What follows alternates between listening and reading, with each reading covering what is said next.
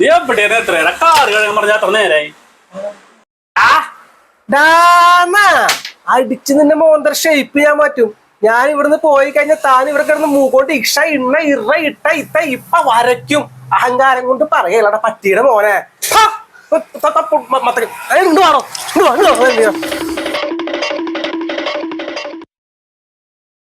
മുതലാളി എന്തെങ്കിലും ഒരു പണി തായി മുതലാളി. 3 ദിവസമായി ശരിയാക്കി ഭക്ഷണം കഴിച്ചിട്ട്. എവിടെ കാറവിടെ?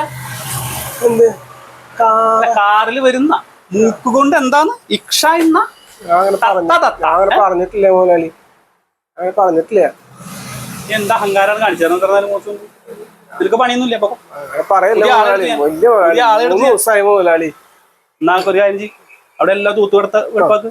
അതിനുശേഷം കാറ് കഴുകിട്, എന്നിട്ട് ആലോചിക്കാം നിന്നെ പണിക്ക് എടുക്കണോ വേണ്ടേന്ന്. കാറ് കേടാ പോടാ.